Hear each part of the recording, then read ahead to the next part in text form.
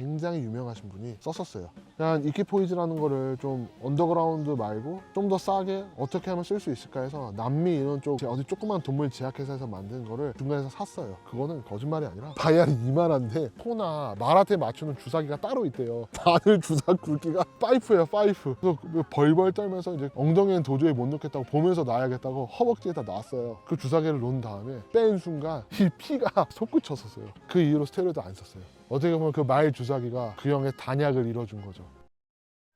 안녕하세요, 전백입니다. 저희가 어린이 대공원에 나왔어요. 나온 김에 서북면역이라는 데서 우리 면 좋아하는 피디님이랑 식사하고 이 근처에 말이 있다고 그래서 말을 촬영하러 가고 있습니다. 보디빌딩 하는 형님들한테 말하면 떠오르는 단어가 있거든요. 이퀴라고. 이퀴포이즈라는 아나볼릭 스테로이드가 이제 경주용 말을 위해서 개발되었고 경주용 말들이 아직도 많이 쓰고 있다. 그거 다 거짓말이에요. 요즘 해외에서 이퀴포이즈가 가장 핫한 약물이거든요. 말 앞에서 한번 재밌는 썰과 함께 해외 선수들과 코치들이 요즘 이퀴포이즈를 어떻게 접근하는지 현장의 목소리를 말씀드려 보겠습니다. 마장동에서 술 먹으면서 영상을 찍었는데 기대됩니다. 조회수 많이 나왔으면 좋겠는데 좋아요, 구독, 알람 설정까지 부탁드리겠습니다. 그러네요. 저 있네. 이키? 저런 애들이 이키 맞으면 진짜 커질 텐데. 와, 근육 봐봐요. 지방 하나도 없네. 아, 멋있다. 이키포이즈는 이 업계에서 굉장히 안전하고 효과가 오래가고 마일드하다고 가스라이팅 당하고 있어요, 업자들한테. 강한 약물이 아닌 건 맞지만 어떤 사람이 투여했냐에 따라서 완전히 다른 효과가 나타날 수 있는 굉장히 특이한 아나볼릭 스테로이드 중에 하나예요. 그래서 오늘 이런 부분에 대해서 어떻게 다른지에 대해서 설명드리고 싶고요. 정말 현장에서 이걸 어떻게 접근하고 있고 요즘은 또 어떤 방식으로 이걸 바라보고 있는지에 대해서 말씀드리려고 해요. 첫 번째로 말씀드릴 거는 태생기원이에요. 그러니까 말을 위해서 개발된 아나볼릭 스테로이드라고 잘못 알려져 있어요. 수의용을 위해서 개발된 게 아니고요. 원래는 도핑 목적, 인간을 위해서, 의료용을 위해서 개발된 거예요. 그러니까 1955년도에 시바 제약회사라고 굉장히 유명한 제약회사가 있어요. 지글러 박사라고 아나볼릭 스테로이드를 연구한 박사님이 계시는데 범국가적 차원에서 미국 지원하에 도핑 물질을 개발해요. 그 당시에 테스토스테론 같은 경우는 안전하게 맞을 수 있는 게 잘 없었어요. 지금 같은 경우는 뭐 일주일에 한 번, 2주에 한 번 이렇게만 맞을 수 있게끔 에스테르가 붙은 형태들이 있었지만 50년도만 하더라도 테스토스테론 다 거의 서스펜션 형태였었어요. 물에 녹인 거예요. 몸에서 너무 빠르게 흡수되고 그 주사 통증도 너무 심해요. 쉽게 운동선수한테 투여할 방법이 없을까라고 해서 만든 게 디아나볼 메탄드로스테놀론이라는 전설적인, 지금도 보디빌더들 벌크업 할 때 정말 많이 사용하는 약물 중에 하나인데요. 근데 이 디볼에는 또 어떤 문제가 있냐면요, 간독성이 너무 심해요. 왜냐면 경구형 아나볼릭 스테로이드 같은 경우는 일부러 간독성을 넣어요. 간이 마탱이를 가게 하는 동안 호르몬이 혈액에 순환될 수 있게끔 하는 거거든요. 수분 정체도 심하고 간독성도 심하다 보니까, 그리고 장기간 투여가 어렵다 보니까 극복하기 위해서 만든 게 이키포이즈라는 거예요. 이게 처음에 나왔을 때 성분명은 볼데논이고 파레나볼이라는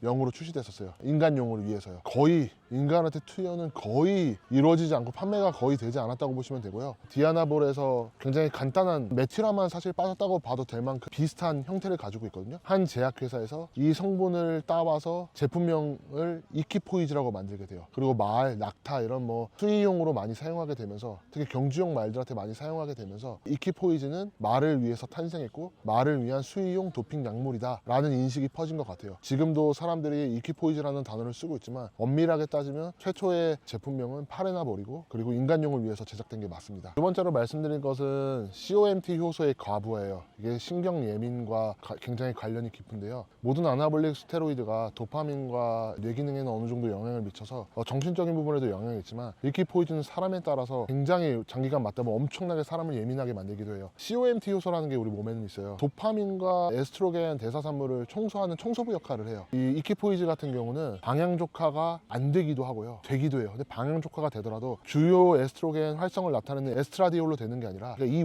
에스트론으로 대사가 돼요. 근데 이게 많이 생성되게 되면요, COMT 효소가, 그러니까 에스트로겐만 청소하고 다니는 거예요. COMT가 어떻게 과부하돼서 신경이 좀 예민해지고 경향이 있는 것 같아요. 그래서 이걸 뭐 신경독소라고 표현하는 경우도 있고요. 그리고 이거를 좀 완화하기 위해서 COMT 효소의 엔진을 가동하는 것 중에 하나가 마그네슘이에요. 또 이걸 효율을 늘릴 수 있는 게 메틸 기증자 B12, 엽산 같은 게 있거든요. 이키포이즈를 투여하시는 분들은 잘 신경 써서 섭취해 주시는 게 좀 중요하실 수도 있습니다. 그리고 세 번째는 장기 파기예요. 바로 신장과 관련된 부작용인데요. 이기 포이즈 때문이다라고 말은 못하지만 생각보다 보디빌더들 나중에 말년에 가서 신장이 안 좋은 경우가 굉장히 많아요. 그리고 가장 대표적인 선수가 플렉스 윌러라고 그래서 신장이 아예 제 기능을 못하고 있고 그것 때문에 지금 발까지 절단한 상태거든요. 그 신장에 있어서 안 좋은 영향을 미칠까에 대해서는 좀 갑론을박이 있어요. 이키 포이즈는 직접적으로 신장을 독성이 있기 때문에 신장 파구체의 변화율을 일으키고 그 신장을 아예 망가뜨린다 이런 입장이 있어요. 그리고 이거를 지지하는 논문도 실제로 이집트 탄타대학교에서 밝혀졌었어요. 한번 훼손되면 복구가 간이랑 다르게 거의 불가능해요. 근데 또 다른 입장에서는 이키 포이즈의 직접적인 관여 효과가 아니라고 설명해요. 아나볼릭 스테로이드 중에 적혈구를 늘리는 스테로이드들이 있는데 이키 포이즈가 현존하는 약물 중에 가장 독보적이에요. 적혈구 수치를 엄청나게 많이 높이거든요. 적혈구를 높이면 좋은 점도 있지만 단점이 뭐냐면 혈액이 너무 끈적해져요. 거기다 수분 정체까지 오게 되면 혈압도 너무 많이 오르게 되고 그 자체가 신장에 안 좋은 영향을 미쳐서 신장 변형을 가져오고 보는 시각이 있어요. 근데 저는 두 번째 무게를 두는 편이고요. 이 신장 같은 경우에서 또 중요한 게 에스트로겐의 역할이 중요해요. 에스트로겐이 많이 억제되는 케이스 같은 경우는요 오히려 신장에 더 사실 영향을 줄 수가 있어요. 이키 포이즈는 조심해서 다뤄야 될 약물 중에 하나예요. 그리고 이제 네 번째가 에스트로겐이에요. 거의 이 업계의 성서로 불리는 게 윌리엄 르웰린의 아나블릭스라는 서적이 있어요. 아나블릭 스테로이드 프로필의 거의 기초를 다룬 서적이고 그 윌리엄 르웰린 박사 굉장히 똑똑하시고 대단하신 분인데 화학자인데 그분이 이키 포이즈를 설명하기로는 테스토스테론이랑 다르게 절반 정도만 방향족화된다고 했었어요. 근거는 있어요. 근데 굉장히 부족한 근거였었어요. 테스토스테론을 우리 몸에서 100을 넣었을 때 절반 50만 에스트로겐으로 전환된다고 치면 이키 포이즈는 25만 된다는 거예요. 그래서 옛날에 전 세계 모든 사이트들에 이키 포이즈는 굉장히 마일드하다 이렇게 표현이 수십 년 동안 돼 있었어요. 근데 여기에 이제 반박하는 근거들이 점차 드러나기 시작해요. 그리고 지금은 아예 여론이 기울었어요. 굉장히 유의해야 될 건데 우리 몸에서 활성을 나타내는 에스트로겐은 E2예요. 그러니까 에스트라디올이 주로 우리 몸에서 에스트로겐 활성을 나타내는 주요한 에스트로겐 호르몬이거든요. 근데 E1으로만 전환돼요. 총 에스트로겐이 늘어난다고 한들 의미가 없는 게 이키 포이즈는 우리 몸에서 여성 호르몬 작용을 못하는 걸로 전환이 되는 거예요. 에스트라디올 수치가 낮아지게 되면요 당연히 성욕도 저하되고 피부도 여드름이 더 많이 나올 수도 있는 상태가 되고 건조해지고 그리고 관절이 뻑뻑해져요. 옛날에 제일 잘못된 스택 중에 하나가 테스토스테론이랑 이키포이즈 쓰면서 에스트라디올을 관리하지 않으면서 AI를 쓰는 거예요. 우리 몸에는 방향족화 효소의 정도도 사람마다 다르고요. 그리고 17베타 탈수소 효소나 SHBG 분포나 역할이 우리 신체마다 조금씩 달라요. 어떤 사람은 에스트로겐이 오히려 오르는 경우가 있고요. 어떤 경우는 오히려 억제되는 경우가 있어요. 꼭 이 부분을 저는 아시고 이키포이즈는 쓰시면 좋을 것 같습니다. 지금 가장 핫한 성분 중에 하나가 그게 디하이드로볼데논이에요. 그러니까 이키포이즈의 디하이드로 형태로 만든 거예요. 테스토스테론이 우리 몸에 들어와서 5알파 환원요소라는 걸 만나면 디하이드로 테스토스테론으로 전환이 되거든요. 디하이드로 테스토스테론보다 강력한 남성 호르몬 영향을 나타내는 게 없어요. 디하이드로 볼데논을 만들 때 4번 탄소 자리에서의 그거를 제거한 다음에 1번에 붙이는 형태인데 그게 테스토스테론과 유사한 형태거든요. 그래서 이제 원 테스토스테론이라고도 말하기도 하는데 테스토스테론과는 완전히 다른 성격을 가지고 있다고 봐주시면 좋을 것 같습니다. 최근에 들어서야 선수들과 코치들이 관심 있게 보기 시작했어요. 이키포이즈를 주사하면 될 수도 있지 않냐라고 생각할 수 있어요. DHB를 직접 주사하는 이유는요 우리 몸에서 아무리 많이 투여해도요 DHB로 전환되지 않아요. DHB를 아예 몸에 투여하려고 만든 성분이라고 보시면 될 것 같아요. 그래서 DHB 같은 경우는 정말 강력하다는 거예요. 트렌볼론에 비해서 부작용은 살짝 적으면서 트렌볼론 못지 않게 근력 향상이나 근질의 변화가 나타난다. 또 라이트 트렌 아니면 그 트렌보다도 낫다 이런 평가들이 있는데 트렌볼론만 사용하면 괴상한 꿈을 꾸고 땀이 엄청 많이 이상하게 나고 불안증이 엄청 생기고 그런 부작용이 아예 없이 트렌의 효과를 얻을 수 있는 성분 약물로 소개되어 왔어요. 아주 국내에서는 쓰는 분들은 없는 것 같거든요. 해외나 중국에서는 꽤 쓰는 것 같은데 이걸 썼었을 때 염증 수치가 어마어마하게 오른대요. 비상식적으로요. 디하이드로 형태의 이키포이즈가 그 자체가 염증 수치를 엄청 많이 올리나? 엄청 위험한 부작용이잖아요. 근데 여기에 대해서 반박하시는 근거들이 있어요. 이 디하이드로 볼데논은요 잘 안 녹아요. 오히려 그 언더그라운드 스테로이드를 사용하는 용매제들을 써도 아무리 많이 써도 위험한 걸 많이 써도 용해가 잘 안 돼요. 그래서 뭐까지 쓰냐면 과이아콜이라는 게 있어요. 괴랄한 용해제거든요. 디하이드로 볼데논도 오일에 용해될 수 있게 만들어줘요. 왜냐면 과이아콜 없이는 용해를 시키면 결정이 엄청나게 많이 생겨요. 시간만 지나도 용해가 풀리기 때문에 그로 인해서 또 염증이 있다고도 얘기하지만 사실 이 과이아콜 그 자체가요 주사 통증도 엄청 심하고요. 국제암센터에서도 과이아콜이 굉장히 높은 발암물질로 분류되어 있어요. 인체 투여가 아예 금지된 화학물질 중에 하나인데 언더그라운드의 랩에서는 이런 과이아콜을 아무렇지도 않게 사용해요. 이런 DHB를 맞으시면 염증 수치가 엄청 엄청나게 오를 수밖에 없고 몸에 엄청 해로울 수밖에 없어요. 그러니까 그 염증치에 대해서 사람마다 그 수치가 다 다르게 나타나요. 동일한 주사를 맞는다고 하더라도 염증 반응이 사람마다 조금씩 다르게 나타나는 것도 있고요. 그리고 더 중요한 거는 다 똑같은 브랜드를 쓰진 않아요. 어떻게 용해했냐에 따라서 차이가 사실 크다고 봐요. 업자들한테 코치들한테 속아서 무작정 안 쓰셨으면 좋겠어요. 애초부터 뭐 의학적으로 만든 용도도 아니고 정말 언더그라운드 랩에서 만들면 안 될 거를 만들어낸 거기 때문에 본인이 정말 제대로 된 원료와 이 오일을 구할 수 있는 환경에 놓여져 있으신 분이 아니면 자신 있는 거 아니면 손대시지 않는 거를 추천드리고 싶습니다.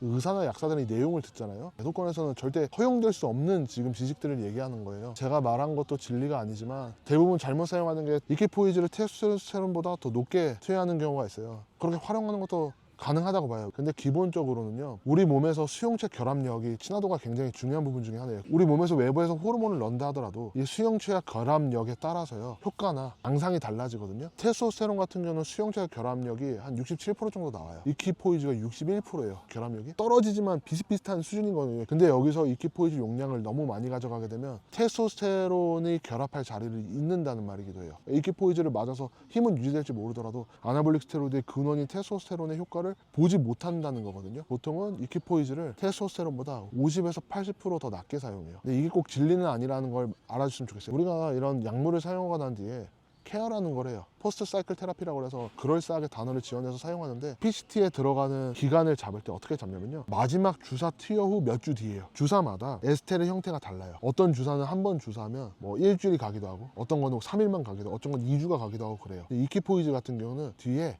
어떤 에스테르가 붙어있냐면 운데실레네이트라고 그래가지고 허서히 방출되는 게 붙어있어요. 지방산이. 이키포이즈는 마지막 주사 후 2주 뒤, 4주 뒤에도 우리 몸에서 완전히 빠져나간 상태가 아니에요. 아직도 우리 몸이 이키포이즈의 영향을 받고 있는데, PCT 한다는 거는 말도 안 되는 소리를 하는 거거든요. 뭐 용량에 따라 좀 다를 수는 있겠지만 마지막 주사 후 진짜 한 80일 이상도 봐야 될 만큼 몸에서 서서히 빠져나가는 형태의 주사제예요. 이키포이즈를 쓰면서 어떤 영양제를 먹는 게 좋느냐에 대해서 선수들마다 어떻게 접근하는지 팟캐스트에서 저도 본 것도 있고 물어본 것도 있지만, 가장 대표적인 거는 3가지 성분인 것 같아요. 2가지는 보충제고 하나는 약물인데, 첫 번째 같은 경우가 비타민 C예요. 이키포이즈 쓰신 분들은 약간 오버도징 하시는 게 좋다고 봐요. 많은 분들이 뭐라고요? 잠백이님 비타민 C 메가도스 하는 거에 있어서 지지하시나요? 전 지지하지도 않고 부정하지도 않아요. 본인들이 비타민 C의 정말 역할과 기전을 알고 왜 그렇게 쓰는지에 대해서 아신 다음에 더 신뢰가 되는 방향으로 쓰시면 된다고 생각하거든요. 이키포이즈 같은 경우는 아까 말씀드렸다시피 심장에 부담을 굉장히 많이 줘요. 그래서 신장의 이제 사구체 여가율을 관리하기 위해서 비타민 C를 보통 한 4,000에서 6,000mg 정도 해외 유명 코치들이 많이 선수들한테 알려줘요. 그리고 산화 스트레스 방지에도 좀 많은 도움을 받을 수가 있어요. 그리고 2번째가 환기예요. 추이담 선수가 저희 유튜브 채널에 나와서 한번 소개했었어요. 신장의 부정적인 효과를 좀 완화할 수도 있을 수도 있는 그런 좀 기전들을 가지고 있는 게 있어요. 그래서 아스트라갈루스 같은 경우도 실제로 신장이 안 좋은 선수들이나 그리고 이키포이즈 사용하는 사람들이 꽤나 많이 사용하는 보충제 중에 하나입니다.